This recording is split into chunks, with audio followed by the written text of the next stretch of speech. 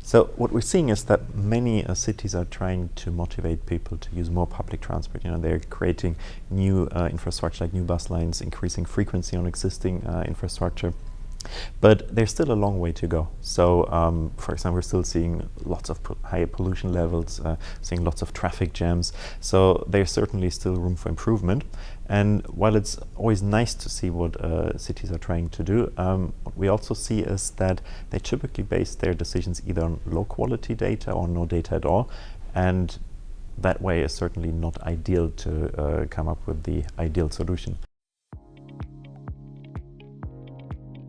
So we believe that a three-stage data-first approach is ideal. First stage being creating high-quality data, giving transparency about people's mobility behavior so that we have as close to as 100% insight into how a population actually moves in their daily lives.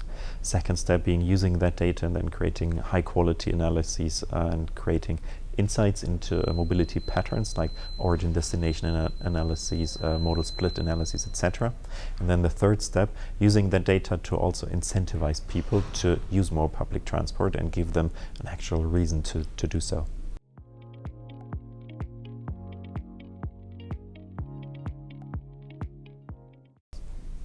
We're doing this with many clients, cities from all sorts of sizes, but I think a good example is one of the districts we're working together with from the Midwest of Germany. It's a rather small district, about 400,000 people living there, 15 smaller towns being connected by one public transport provider.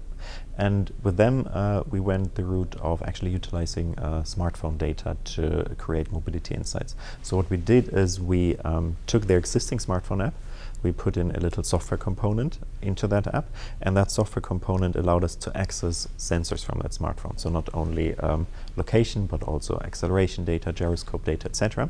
And then we fuse all that data into a model that gives us information about people's mobility. So essentially, we're turning all the users of the existing public transport app of that particular district into walking sensors, right?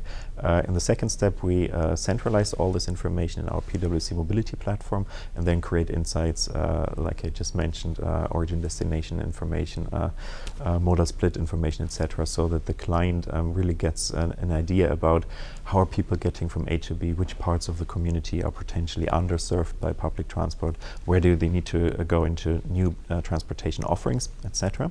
And in the third stage, we're using that data and give it back to the people in the sense that each and every user of the public transport network gets his or her own personal dashboard of their mobility behavior. And then they see how much CO2 they emitted, how environmentally conscious their travel behavior is, etc. And based on that data, for example, CO2 emissions, we incentivize people. For example, especially good behavior gets some free tickets for public transport or other incentives. That depends from client to client. That particular client does it with discounts in public transport.